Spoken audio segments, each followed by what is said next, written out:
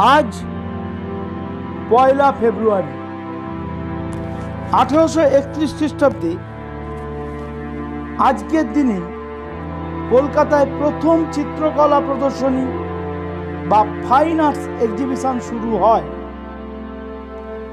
1834 খ্রিস্টাব্দে আজকের দিনে পর্যায় সারণীর জনক বা father of periodic table Mendeleev জন্মগ্রহণ করেন।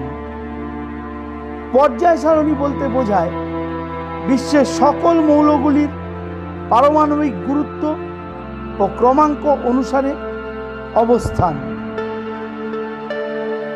1855 সালে আজকের দিনে অর্থাৎ 1 ফেব্রুয়ারি ভারতে রেলপথ প্রতিষ্ঠার জন্য ইস্ট ইন্ডিয়া রেলওয়ে কোম্পানির আনুষ্ঠানিক পত্তন হয়।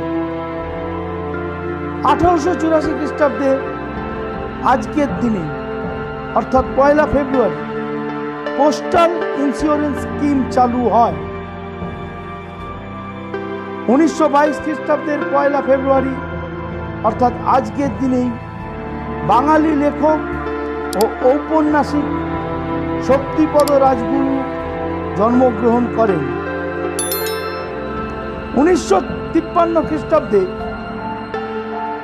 1 ফেব্রুয়ারি অর্থাৎ আজকের দিনে ঠিক 5 বছর 2 দিন পর ন্যাশনাল লাইব্রেরি বা জাতীয় গ্রন্থাগার নামটি সরকারি ও আনুষ্ঠানিকভাবে ঘোষণা করেন দেশের প্রথম কেন্দ্রীয় শিক্ষামন্ত্রী মৌলানা আবুল কালাম আজাদ। বর্তমানে এটি ভারতের সর্ববৃহৎ গ্রন্থাগার। এখানে 22 লক্ষেরও বেশি বই রয়েছে।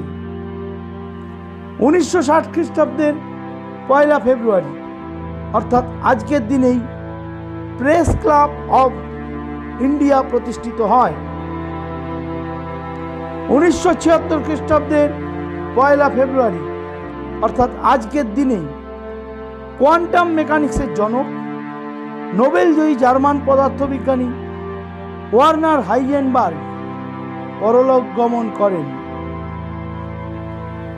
2003 খ্রিস্টাব্দের 1 ফেব্রুয়ারি অর্থাৎ আজকের দিনে প্রথম ভারতীয় মহিলা মহাকাশচারী কল্পনা চাওলা মহাকাশ থেকে পৃথিবীতে অবতরণের ঠিক কয়েক মুহূর্ত আগে কলম্বিয়া মহাকাশযান দুর্ঘটনায় প্রাণ হারান।